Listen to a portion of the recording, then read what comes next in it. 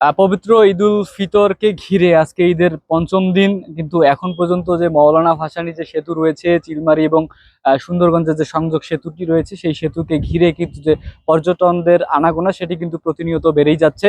আমরা কিন্তু কিছুক্ষণ আগে যারা রয়েছিলেন তাদের সঙ্গে কথা বলেছি, তারা বলছিলেন যে আসলে এই অনেকেই কিন্তু এবার ঢাকা থেকে আসছেন এবং এই প্রথমবারের মতো এই সেতু দেখার জন্য কিন্তু অনেকে এসেছেন। এবং আমরা যে তথ্যটি পেয়েছি যে আসলে পরিবার পরিজন প্রিয়জন যারা রয়েছেন তাদেরকে নিয়ে এই যে টানা কয়েকদিন থেকে অর্থাৎ ঈদের দিন থেকেই কিন্তু আমরা লক্ষ্য করেছি যে তীব্র জনসমাগম, অর্থাৎ পর্যটন কেন্দ্রিক যে মানুষ যারা রয়েছে তারা কিন্তু এখানে সময় কাটানোর জন্য এসেছেন। আমার ঠিক পিছনে যদি আমি একটুখানি যদি দেখানোর চেষ্টা করি যে আসলে এখন পর্যন্ত এই যে দুপুরের সময়, এই দুপুরেও কিন্তু আসলে পর্যাপ্ত যে জনসমাগম সেটি কিন্তু আমরা দেখেছি যে পর্যটক যারা রয়েছেন তারা কিন্তু সেতুকে ঘিরে যে তাদের সময় কাটানোর যে জায়গাটি সেখান থেকে কিন্তু তারা এখানে এসেছেন।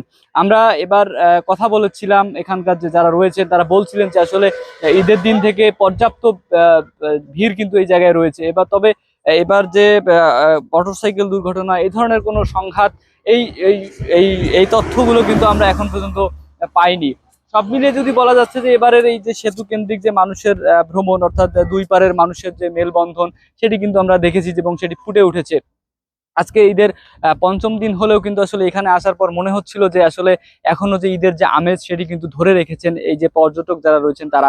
এবং আমরা কথা বলছিলাম তারা, বিশেষ করে এখানকার যে উপস্থিতি, তারা কিন্তু আসলে অনেক দূর দূরান্ত থেকে কিন্তু এই জায়গাটিতে এসেছেন, কারণ তারা অনেকেই ঈদের ছুটিতে বাসায় এসেছেন এই প্রথমবার। অর্থাৎ এর আগে আগের ঈদে কিন্তু আসলে এই যে মৌলানা ভাসানীর যে সেতু রয়েছে সেটি কিন্তু অনেকেই পাননি, বা এবার উদ্বোধনের পর কিন্তু এটি প্রথম ঈদ। এই কারণে আসলে পর্যটকদের মাঝে একটা বিশেষ যে জায়গা তৈরি হয়েছে দেখার বা ভ্রমণের জন্য, সেই কারণে কিন্তু এখানে যে তীব্র ভিড় আমরা লক্ষ্য করেছি। সব মিলিয়ে বলা যাচ্ছে যে এবার ঈদের আমেজ এই সেতু কেন্দ্রিক হয়েছে। এই ছিল আমার কাছে ঈদের পঞ্চম দিনের সবশেষ।